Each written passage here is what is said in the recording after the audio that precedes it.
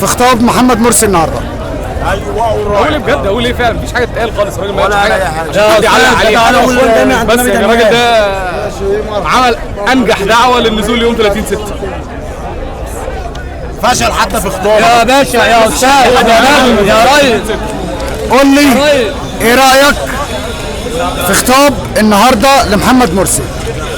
خطاب متضارب يدل على ضعف مبني على هرتله، ما ينفعش يطلع من الرئيس بالظبط.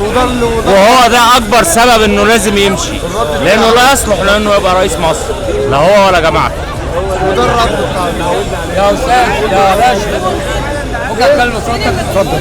هو دلوقتي لا مؤاخذه معلش، انت لو ليك اخ في مدرسه او جاب مجموعه عالي وهيطلع في النيابه يقول لك لو البني ادم ده عنده سبب في العيله ما بيخشهاش. بالمعنى مرسي دوت هربان من المعتقل، هربان من على المساجين لما هربت وطلع الشيوخ نجحته وقال لك ده اللي يمسك الدوله مش عارف ايه ونجحوه ماشي، وعامل عمليتين مخ واعصاب وهربان من المعتقل. ازاي يمسك ده رئيس دوله؟ وعدنا بكل حاجه ينفع ازاي؟ مفيش حاجه حصلت. انا بيوعد شغل الشباب قال لك اليتيم عامل له وده عامل له حاجه حصلت. شركه زباله مفيش حاجه من دي حصلت خالص. ان هو واحد واخد 120 جنيه اخره ان هو يمسك رئيس شركه زباله، ما ده اخره، ما يقدرش ان هو يعمل اكتر من كده، ما يستحش للرئاسه. وبقاله سنه يعني بقاله سنه تيجي ازاي ما عملش اي حاجه. هو دلوقتي بيقول ان الناس هي اللي انتخبته. ماشي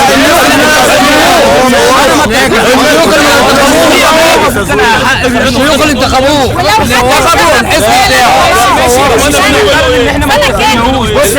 على اساس انا هنعرض الشخصيه بتاعتي بنيتي مش كده؟ انا غلطان بالبرنامج اللي هي فيها، وهو نفس الموضوع، الصندوق نفس الموضوع، انا غير بقول لك امشي ويحتاج الصندوق دلوقتي. انت راجع عليك 4 عواد امن، عليك لكل يا استاذ الراجل ده عليه 4 عواد امن قومي يحبسوا اي رئيس، خطف الجنود ال7 وموت الضباط اللي ماتوا وال3 المخطوبين لسه ما جوش لحد دلوقتي، واخر شهيد اللي هو محمد ابو شقره والقطارات اللي وهو بيقول انا قاضي القوات المسلحه، هو يحاكم بيهم دول، هو يحاكم بيهم، مين هيحاكم بيهم غيره؟ واقف يقول لي الفلول والنظام القديم، انا نظام قديم وانا فلول. النظام قديم بعد سنه بقول صوابع، كل ما يتكلم شويه صوابع. النهارده بيتكلم في ايادي، النهارده كلام خبل اللي قاله دوت، مش كلام رئيس جمهوريه مصر. ده ما ينفعش يقعد بقال اساسا، ده مش ده ما ينفعش بقال. اخره بيبيع لحمه مجمده في السوق وبيوعد وما بيعملش حاجه. معلش انا دلوقتي بنسمع رأي الشارع الاسكندري في خطاب الرئيس. معنا الآن دكتور شريف شوقي، تقول لي ايه رأيك شريف بغدادي نازف، تقول لي ايه رأيك في خطاب الرئيس النهارده؟ ما فهمتوش انا اسف، ما عنديش كانت ترجمه. طب ايه ردك على الخطاب؟ فاشل. الخطاب بتاعه فاشل فعلا، وهو فاشل. الخطاب بتاعه فاشل وما ينفعش يخطب اساسا. يعني ايه رأي حضرتك في الخطاب النهارده؟ كنا محتاجين ترجمه يعني حاجه ترجمه. وبعدين الوقت يعني بصراحه احنا نمنا وصحينا ونمنا ورحنا نصلي الفجر وجينا ويعني ولسه كان شغال كده بس والله ما فهمنا منه حاجه. هو خطابه كان على احمد شفيق بس، هو على احمد شفيق والناس اللي واقفه دي كلها، الناس اللي واقفه دي كلها واحنا عايزين يرحل عشان هو اللي جابوه نسوان. احنا عايزين احمد شفيق هو اللي بيقعد يتكلم على احمد شفيق، ومفيش غير احمد شفيق والشعب. الناس اللي مش لاقيه تاكل دي، الناس اللي باقي في العيش مش لاقيين. معلش يا ريس، احمد شفيق بلدنا دي فعلا مصر ودي امنا اول حاجه. بلدنا دي دلوقتي بتتاجل لكل واحد شويه. احنا لا مؤاخذه عايزه تشتغل، ده عايز يلعب شويه، ده عايز يلعب شويه، بس الغلابه دي انت هتعمل ايه طب في الاخر؟ بلدنا ما بتتاجرش، يعني بلدنا دي كل واحد بيأجرها شويه، مرسي شويه وغيره شويه وداخل شويه. احنا عايزين راجل ربنا. هو بيقول لك احمد شفيق ده مطلوب للعداله، هو مش مطلوب للعداله. احنا عايزين راجل من السجن. ما كانش هربان هو من السجن لما احمد شفيق كان هربان من السجن. ايوه طيب هو مش مطلوب للعداله، ما مثلش ليه قدام النيابه؟ وهو لو ارض سينا اللي هي رايحه دي كلها، ها مين يجيب العيال اللي مفتوح حرب الجيش 4000 شاب مسبوق السجون؟ مين اللي جابهم؟ مين اللي طلعهم؟ ومين اللي مات في الثوره؟ مين؟ والاسلحه اللي بتخش الأسلحة اللي بتخش. الاسلحه ديت مين اللي بيدخلها؟ ما هم اللي بيدخلوها. يا استاذ معلش الله يكرمك، دلوقتي مرسي والحشوه اللي حوالين منه دي هي اللي تشال وتجاب ناس نضيفه، ناس عارفه ربنا. ده اللي احنا عاوزينه، مش ده ياكل من هنا وده ياكل من هنا على دم الغلابه. مش عايزين واحد دم الغلابه حرام يقول دعاء، يطلع مانيفستو في الاخر عشان يقولوا الدعاء. يا استاذ بيطلع منها طلع ورقه عشان يقولوا الدعاء. اي حد حافظها. يا ريس احنا عاوزين واحد لا مؤاخذه في قلب رحمه، والطقم بتاع والطقم بتاع مرسي كله يتشال. والله في الشعب مش عاوزين يتهرب الله في ربنا وفي الشعب ويعامل الشعب ومعامله كويسه وقوت الشعب.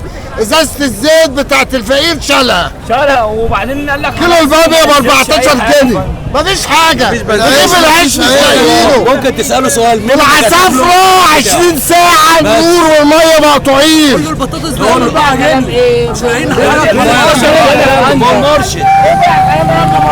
نحن الآن بنسأل الشارع السكندري رأيه في خطاب اليوم، وكان رد الشارع السكندري رافض للخطاب ورافض لسياسة الرئيس. تقول لي ايه رأيك في خطاب النهارده؟ خطاب مين اساسا؟ اللي هو يعني ده ولا خطاب ولا هيأثر فينا، واحنا كده نازلين هنسكت الاخوان، هنسكت مرسي، والراجل فيهم ينزل لنا في قلب الميدان. تمام؟ لو هما مفكرين ان هي نظام بلطجه ونظام قله ادب، احنا ما بنخافش. احنا زي ما نزلنا قبل كده قدام الجبروت اللي اسمه حسن مبارك، هننزل تاني ضد الجبروت اللي اسمه مرسي اللي هو مفكر نفسه جبروت، واحنا ما بنخافش. تمام؟ بقول لكل مواطن مصري ننزل، تمام؟ محدش يخاف، كله ينزل من بيته. انا ما بنخافش غير من ربنا سبحانه وتعالى. بس تقول لي ايه رايك في خطاب الرئيس النهارده؟ خطاب فاشل من الرئيس جبان، وبيحمي جماعته هي بس، ما بيحميش الشعب، بيحمي جماعته. معنى كده ان هو بيحرض على العنف، مش احنا اللي بنحرض على العنف. احنا طول عمرنا كنا سلميين، وثورتنا الاولانيه كانت ماشيه سلميه. دخلنا على الثوره الثانيه عمل زي حسني مبارك وخاف وقال خطاب في بدايته كان عايز يتعاطف من الشعب، لكن بعد كده انقلب ضد الشعب. بعد كده حسسنا ان هو يعني حاكم الاخوان، رئيس الاخوان مش رئيس المصريين. احنا ايه؟ احنا ايه؟ انت قول لي احنا ايه؟ احنا مش بني ادمين؟ احنا مش مصريين؟ احنا مش مصريين؟ مش في الارض دي؟ احنا مش في الارض دي مالناش فيها؟ احنا اللي نسيبها لهم ونمشوا. وبما ان حضرتك اخو شهيد، ايه رايك في اللي عمله دكتور مرسي مع الشهداء؟ محمد مرسي ما عملش حاجه. ثواني يا جماعه، الجنزور اللي عمل اول انجاز عمله، الجنزور اللي عمل هو ما عملش حاجه. اول انجاز عمله الله يسمح ان هو اللي جاب حق الشهداء. استنى انت، تباطؤ في المحاكمات مع القضاء. كل واحد دمه يا جماعه. تمام؟ تباطؤ في المحاكمات مع القضاء. تمام؟ تاني حاجه اهدر حقوق المصريين وحق الشهداء ما جاش لحد دلوقتي ولا عمره هيجي، لانه محتاج رئيس راجل مش رئيس جبان. رئيس جبان بيقول خطاب هو مش عارف اخره ايه، بيقول خطاب لجماعته بيحرضهم ضدنا، وبيحرض كل واحد من جماعته عشان ينزلوا يضربوا فينا. احنا نازلين سلميين يوم 30، لكن احنا هننزل وهنقف. هيجوا هيتعدوا علينا مش اشكال، يحصل اللي يحصل، بس احنا هنعيش ونموت على الارض دي مصريين، مسلمين ومسيحيين. مش لاقوا عليك. ارحل ارحل ارحل ارحل ارحل ارحل ارحل ارحل ارحل